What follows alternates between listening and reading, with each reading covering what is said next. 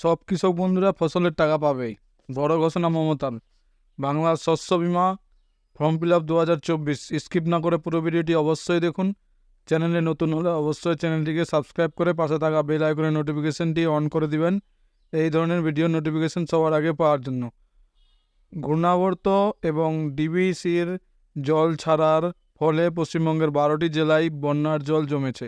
চাষের জমিতে বন্যার জল জমার ফলে ক্ষতিগ্রস্ত হয়েছে চাষাবাদ। ইতিমধ্যে চাষিদের জন্য ক্ষতিপূরণের ঘোষণা করেছেন মুখ্যমন্ত্রী মমতা বন্দ্যোপাধ্যায়। একটি চাষিও যাতে এই ক্ষতিপূরণের টাকা থেকে বঞ্চিত না হয় সেই দিকে কড়া নজরদারি চালাচ্ছে নবান্নের আধিকারিকরা।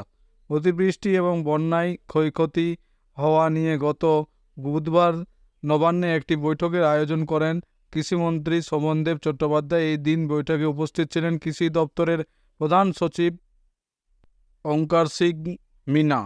এছাড়াও জেলার কৃষি আধিকারিকরা ভার্চুয়ালি উপস্থিত ছিলেন। এই দিন বৈঠকে শোভনবাবু জানিয়েছেন যে জল নেমে যাওয়ার পর স্পষ্টভাবে বোঝা যাবে যে কত জমির ক্ষয়ক্ষতি হয়েছে। বন্যার জল ঢোকার ফলে প্রায় 5 লক্ষ জমিতে আর চাষ করা যাবে না। সেই জমিগুলিতে বিকল্প চাষের ব্যবস্থা করতে হবে। আর সেই কারণেই সরকারের তরফ থেকে চাষিদের বীজ বন্টন করা হবে। আগামী রবি মরশুমে আলু চাষের জন্য সারের ব্যবস্থা করেছে রাজ্য সরকার। এর পাশাপাশি মন্ত্রী জানিয়েছেন যে এই ক্ষতিগ্রস্ত মানুষদের সাহায্য করার দরকার। দুয়ারে ত্রাণ প্রকল্পের চিন্তা করছে রাজ্য সরকার। যারা শস্য বীমার জন্য ফর্ম ফিল আপ করেছেন তারা তো টাকা পাবেই, আর যে সকল মানুষরা এখনও আবেদন জমা করতে পারেননি তাদের চিত্র দেখে সাহায্য করবে রাজ্য সরকার। এই দুর্যোগের জন্য রাজ্যের কৃষিজ পণ্যের দাম যাতে না বাড়ে সেই দিকে লক্ষ্য রাখছে নবান্নের আধিকারিকরা। কৃষি বিপণন মন্ত্রী বেচারাম মান্না জানিয়েছেন যে সুফল বাংলার স্টলের সংখ্যা আরও বাড়ানো হবে।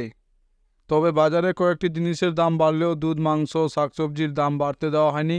কেন্দ্রীয় তথ্য থেকে জানা গিয়েছে যে দিল্লি, মুম্বাইয়ের তুলনায় কলকাতায় সবজির দাম অনেকটাই কম রয়েছে। কলকাতা সহ রাজ্যের বিভিন্ন বাজারে ট্যাক্স ফোর্সের আধিকারিকরা নিয়মিত নজর রাখছে যে শাকসবজির দাম বাড়ানো হচ্ছে কিনা সেই দিকে।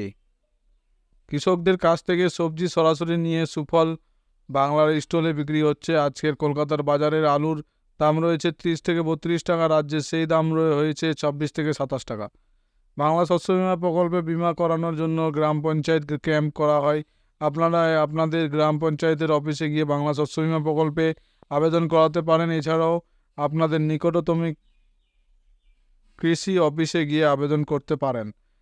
বিমা করার জন্য কী কী কাগজপত্র লাগবে? 1 নম্বর ভোটার কার্ড, 2 নম্বর আধার কার্ড, 3 নম্বর ব্যাংকের পাসবই, 4 নম্বর জমির খতিয়ান অথবা পর্চা বা পাট্টা বা দলিল, 5 নম্বর নিজের নামে জমি না থাকলে চাষের জমির আয়তন সমেত শংসাপত্র নির্দিষ্ট ফর্মে গ্রাম পঞ্চায়েতে প্রদান কর্তৃক প্রদত্ত। 6 নম্বর ফসল রোপণের শংসাপত্র সংশ্লিষ্ট ব্লক কৃষি আধিকারিক, তার অনুমোদিত প্রতিনিধি অথবা রেভিনিউ অফিসার রেভিনিউ ইন্সপেক্টর, ভূমি ও ভূমি সংস্কার ও উদ্বাস্তু ত্রাণ ও পুনর্বাসন দপ্তর কর্তৃক প্রদত্ত। পুরো ভিডিওটি দেখার জন্য ধন্যবাদ।